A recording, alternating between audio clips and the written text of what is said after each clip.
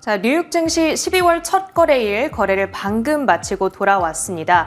지수 자체가 혼조세를 띠기는 했지만 또 기술주 중심으로 투자하는 우리 투자자들 입장에서 보면 첫날 성적이 나쁘지 않죠. 네, 그래도 기대감을 좀 올려준 간밤이었던 것 같습니다. 특히나 이 제조업 구매자 PMI 역시나 좀 좋은 성적을 보이면서 지금 앞으로 조금 더 나아지지 않을까라는 기대감이 더했는데요. 이러한 내용 좀 자세히 살펴보려고 합니다. 우선 체린 앵커와 함께 간밤 미국 증시 마감 상황부터 살펴보시죠. 자, M7 기술주를 필두로 반도체 주들이 대체적으로 강했습니다. 그랬던 반면에 기술주를 제외하고 봤을 때 나머지 업종은 상대적으로 부진한 흐름을 나타냈는데요. 그러다 보니 3대 지수는 이렇게 혼조 양상을 나타냈습니다. 그럼에도 불구하고 M7의 강세에 힘입어서 S&P 500과 나스닥 지수는 각각 0.2% 그리고 1%의 상승을 기록했고요. 두 지수 모두 장중 기준 오늘 신고가를 터치하기도 했습니다. 자, 12월의 첫 거래일을 맞아서 특별한 데이터를 준비했습니다. 지난 11월 한 달 동안 주식시장이 아주 강했잖아요. 강한 11월 그 이후 1년의 주식시장 흐름은 통상 어떠한가를 보여주는 데이터가 되겠습니다. 자, 일단 11월의 퍼포먼스 다우와 S&P 500, 나스닥 지수가 모두 5%에서 7%대 급 반등을 하면서 상당한 강세 흐름을 연출했습니다. 그리고 이 데이터의 제목을 보시면 5% in November is a good sign이라고 그러죠. 11월에 5% 이상 상승한 것은 좋은 시그널이다. 이렇게 얘기를 하고 있습니다. 노란색 다이아몬드가 매 월별로 상승을 할 확률을 표시해주고 있고요. 이 파란색 바 그래프가 상승을 했을 때의 수익률 S&P 500 지수 기준으로 집계를 하고 있습니다. 보시면 5월과 9월의 수익률이 가장 좋은데요. 우리가 지금 맞이하고 있는 12월에도 상승의 확률이 72.7% 그리고 올랐을 때의 수익률은 7.7%로 집계가 되고 있습니다. 이 데이터의 표본을 대선이 있는 해로 좁혀서 보더라도 마찬가지입니다. 대선이 있는 해에 S&P 500 지수의 수익률이 어떠한가 집계를 해보니 12월에는 상승의 확률이 83.3% 그리고 수익률은 평균 1.3%로 자리를 하고 있습니다. 12월을 준비하심에 있어서 이런 데이터도 참고해 보시면 좋겠습니다. 히트맵을 열어서 오늘 정규장에서의 대체적인 섹터와 종목별 움직임도 확인해 보시죠. 자, M7 빅테크주들 엔비디아가 강보합권을 나타냈고 나머지는 대체적으로 강했습니다. 그리고 이쪽에 위치한 반도체와 장비주들의 표정이 특히나 좋았죠.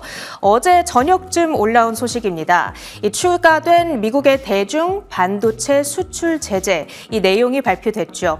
수출 통제 품목에 HBM을 추가한다고 발표하자 삼성전자의 주가가 밀렸습니다. 그랬던 반면에 미국의 반도체 기업들은 이렇게 환한 상승불을 켜고 있죠. 왜 이렇게 상반된 주가 반응이 나타나는 것인가? 일단 첫 번째로는 이 제재의 강도가 당초 우려했던 것보다 적었다는 점, 둘째로는 이 제재 조치가 반도체 자체를 만드는 회사들보다는 반도체 장비를 만드는 회사들의 포커싱이 되어 있다는 점입니다. 그런데 지금 대부분의 미국 반도체 기업들은 반도체 장비를 만드는 회사들보다는 반도체 자체를 만드는 회사들의 수출을 하고 있다는 것이죠. 그렇기 때문에 상대적으로 타격이 덜할 수밖에 없다는 겁니다. 거기다가 플러스 알파로 이 반도체 장비주들의 제재를 가함으로써 중국의 생산 능력 자체를 절감시켜 버린다면 중국의 자체적인 기술력이 뒤처져서 상대적으로 미국 기업들에게 경쟁적 우위를 가져다 줄 것이다. 이러한 기대감까지 자리를 하고 있는 상황입니다. 그러다 보니까 브로드컴과 AMD, 퀄컴 등의 종목들이 3%에서 4%대의 오름세를 나타냈고요. 장비주들의 시세가 더 좋았습니다. 어플라이드 머티리얼스, 램 리서치 등이 6% 안팎의 급등세를 연출했습니다. 그런가 하면 아마존도 1.3%의 오름세였죠. 오늘 사이버 먼데이를 맞아서 지금 역대급으로 강한 홀리데이 쇼핑 시즌을 맞이하고 있다. 이런 소식에 상승 탄력을 받아간 것으로 보이고요. 테슬라 역시도 이틀째 3%대 급 반등세를 나타냅니다. 오늘은 로스 MKM이라고 하는 하우스에서 투자 의견과 목표가를 상향 조정했는데요. 이익 추정치가 계속 높아지는 한 주가 하락 재료는 보이지 않는다.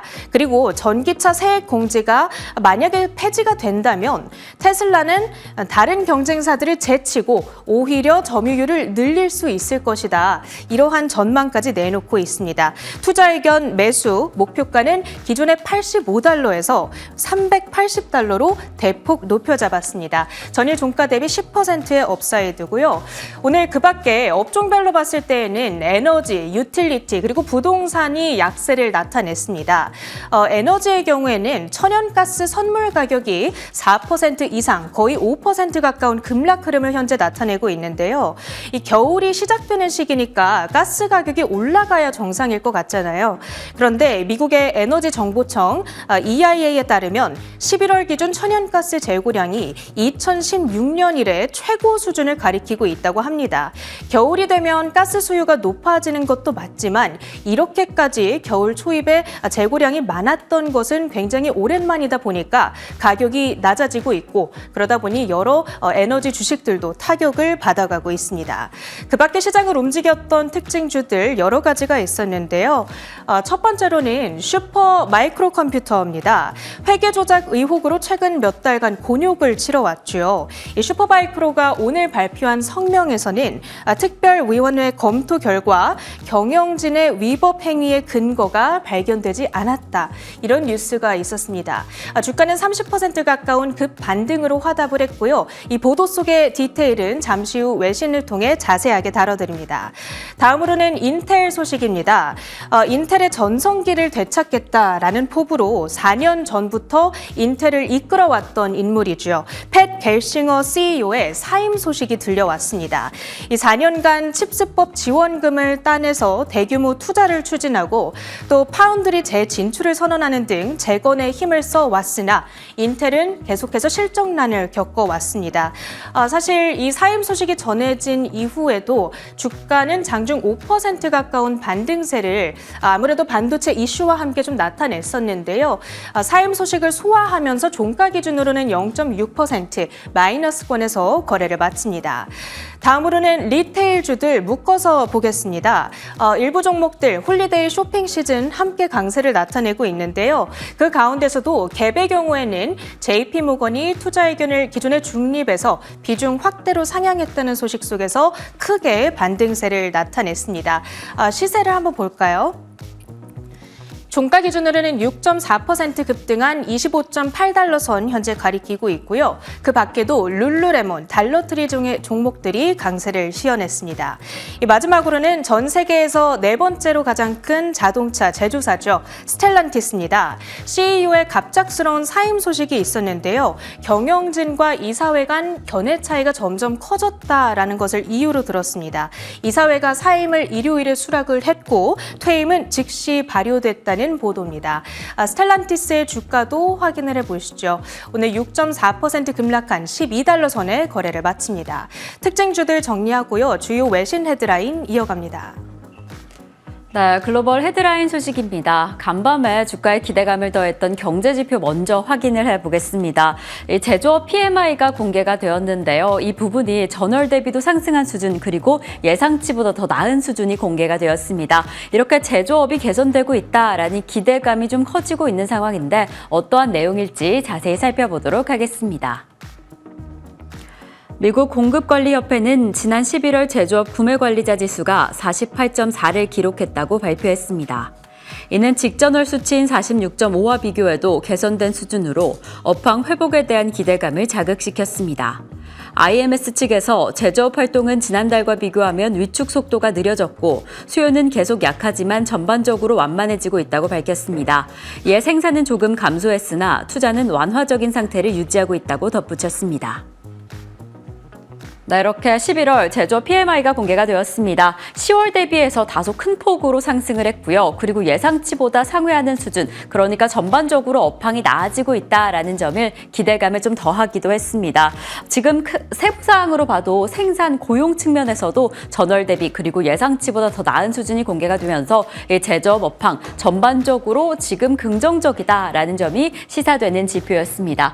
하지만 좀 세부적으로 살펴보면요. 지금 여전히 50 이하라는 점, 그러니까 여전히 침체 국면이다라는 점을 시사하기도 하는데요. 그리고 특히나 지금 제조업 PMI가 8개월째 위축 국면에 들어와 있는 상황입니다. 그리고 지난 25개월 가운데 24개월 정도가 50 이하를 가리켰기 때문에 완전한 회복을 들어선 건 아니다라는 이야기가 나오고 있는 거죠. 그러니까 지금 11월 미국 제조업에 대한 분위기는 밝지만 이러한 분위기가 높은 생산으로 이어지지는 않고 있다라고 해석이 되고 있습니다. 아무래도 이렇게 제조업 PMI가 금리 결정의 중요한 지표로 꼽히고 있는 만큼 여전히 위축 측면에 있다라는 점은 금리 결정에 조금은 더 신중해야 된다라고 해석이 되고 있습니다.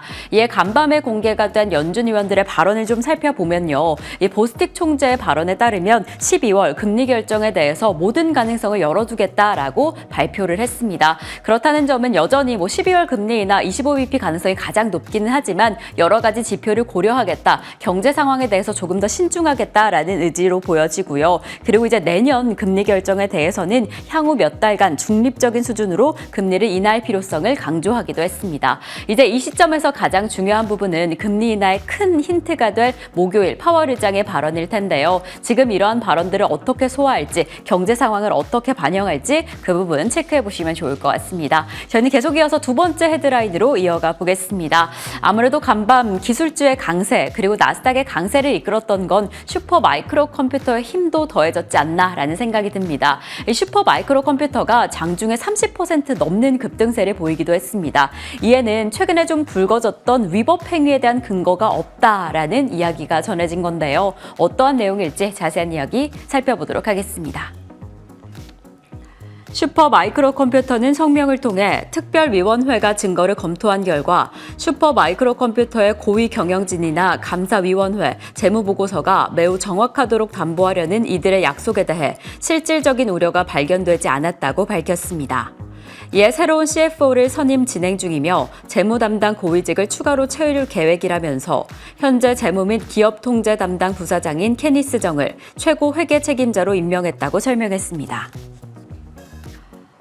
네, 어찌 보면 슈마컴은 지난 수개월 동안 회계 조작에 대한 의혹을 계속해서 받아왔죠. 이뿐만 아니라 힌덴버그 리서치 공매도 조작 보고서도 공개가 되었고, 그리고 지난달 회계감사인 EY 측에서 사임을 표하면서 주가의 하방 압력도 정말 상당했습니다. 지금 이러한 상황 가운데 지난달 19일부터 그래도 주가가 좀 반등하기 시작했는데요. 지난 19일에 나스닥 규정 준수 계획서를 제출하기도 했고 새로운 회계감사 법인이 임명이 되었습니다. 이에 따라서 조금씩 움직이기 시작한 슈퍼 마이크로 컴퓨터, 간밤에는 확실히 특별위원회 측에서 슈퍼 마이크로 컴퓨터에 손을 들어줬습니다. 최근에 좀 불거졌던 부정적인 의혹에 대해서 증거는 없다. 그리고 EY 측에서 사임을 하면서 자기들이 슈마컴의 어떠한 부정적인 행위에 대해서 책임을 지고 싶지 않다라는 발언을 했다는 점에서 그러한 증거는 발견되지 않았다라고 전한 겁니다. 이에 따라서 정말 슈퍼 마이크로 컴퓨터 개별적인 이슈가 없는 것인지 부정적인 소식이 없는 것인지에 대해서는 이제 곧 공개가 될 연례보고서를 체크를 해봐야 될 것 같은데요. 아직 연례보고서 관련된 계획은 공개가 되지 않았습니다. 이 부분에 대해서 나오는 대로 또 전해드리도록 하겠습니다. 이 슈마컴 관련해서 간밤에 또 새로운 소식이 하나 전해졌는데요. 세계 최대 규모 헤지 펀드인 브릿지워터 측에서 3분기에 슈마컴을 상당한 양 매수했다라는 소식이 전해졌습니다. 어쩌면 3분기 내내 이러한 회계 감사, 조작 관련된 소식이 불거졌음에도 불구하고 145만 주 이상을 사들였다는 점, 보유량을 계속해서 늘리고 있다는 점에서 이 기업 자체에 대한 긍정적인 전망이 보이는 게 아닌가라는 해석이 나오고 있습니다. 사실 슈마컴뿐만 아니라 팔란티어의 매수량도 크게 늘린 상황이고요. 이에 엔비디아는 매도량을 늘리면서 지금 기술주 판도가 좀 바뀌는 게 아니냐라는 이야기가 나오고 있습니다. 이에 브릿지워터 측에서는 엔비디아 지금 실적은 좋았지만 멕시코나 중국과의 관세 문제에 대해서 공급 가격망에 대한 우려가 좀 제기되어 있다라는 설명을 덧붙이기도 했습니다. 이러한 측면 안에서 기술주 어떻게 흘러가게 될지 전반적인 흐름 체크해 보시면 좋을 것 같습니다. 저희는 계속 이어서 세 번째 헤드라인으로 이어가 보겠습니다. 제가 바로 어제 미국이 중국에 대한 제재를 조금 줄여나갈 것이다, 줄여나갈 가능성이 있다라는 소식을 전해드렸는데요. 간밤에 바이든 정부의 대중 제재안이 발표가 됐습니다. 물론 기존의 계획보다는 좀 완화된 수준이었습니다. 하지만 어떤 내용이었을지 자세히 살펴보도록 하겠습니다. 조 바이든 미국 행정부가 미국의 주요 동맹국이 제3국에서 만든 반도체 장비를 중국에 수출하지 못하게 하는 조치를 발표했습니다. 이번 조치는 140개 기업을 대상으로 수출을 제한하는 등 중국의 반도체 산업 발전을 저지하려는 바이든 행정부의 마지막 대규모 노력 중 하나로 꼽히고 있습니다. 이에는 첨단 메모리칩, 반도체 제조 장비와 도구에 중국 수출 제한이 포함됩니다. 이렇게 미국이 미국 내의 국가 안보를 보호하려는 의도로 중국에 대한 규제를 점차 강화시키고 있습니다. 물론 기존에 예상되었던 수치보다는 완화된 수치지만 그래도 이렇게 한번 중국을 향해서 칼을 빼들었다는 점에 주목하시면 좋을 것 같은데요. 이 간밤에 공개된 내용에 따르면 외국 직접 생산 규칙을 확대하겠다, 이 확대 내용을 적용하겠다라는 내용이 적용이 되었습니다. 그러니까 제조업체들이 다른 국가에서 만든 장비가 중국의 특정 기업에게 수출되는 것을 제한하겠다라는 의지인데요. 이에는 특이하게 또 일본과 네덜란드는 면제하겠다라는 내용이 포함이 되었고, 한국과 대만, 싱가포르, 이스라엘, 말레이시아와 같은 국가들에서 제조된 장비는 이 규제 대상에 포함이 됩니다. 그러니까 중국의 특정 반도체 공장으로 수출되겠다라고 하는 한국, 대만, 싱가포르의 제품들은 제한될 것으로 보여집니다.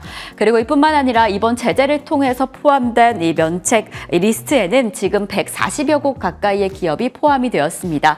이에 화해 협력 기업들이 포함된 상황인데, 물론 200곳보다는 나아졌지만 140여 곳 가까운 기업에 수출을 하겠다라고 한다면 특별 허가를 받아야 한다는 점, 분명한 허들이 생겼다는 점을 주목해 보시면 좋을 것 같습니다. 그래서 이렇게 이번 바이든이 임기를 마치기 전에 이렇게 특별한 제재를 공개를 했는데, 이번 제재를 통해서 주목할 점은 이 바이든 정부에서 이 정도로 강했다라고 한다면 트럼프 행정부에서는 얼마나 더 강해질까, 그러한 부분입니다. 물론 더 강해지겠다라는 부분이 강조가 되고 있는데, 지금 이 시점에서 또 주목할 부분은 그렇다면 우리 반도체 기업들의 영향은 얼마나 클까, 그런 우려 부분입니다. 이 간밤에 로이터 측에서도 삼성전자나 SK하이닉스단에 들어가는 HBM2 그 이상의 첨단 메모리 칩의 타격이 좀 클 것이다라고 경고한 바가 있는데요. 아무래도 지금 삼성전자가 중국에 수출하는 HBM이 30% 이상, 정말 상당한 부분을 의존하고 있습니다. 그렇기 때문에 이번 대중제재 조치로 인해서 우리 K반도체 기업들이 좀 크게 흔들리지 않을까 우려가 되는 상황입니다. 이번 조치에 따른 오늘 시장의 변화도 계속 체크해 보시면 좋을 것 같고요. 저희는 계속 이어서 상품 시장으로 이어가 보겠습니다. 간밤에 국제유가는 좀 큰 폭으로 상승하기도 했습니다. 등락을 계속해서 거듭하다가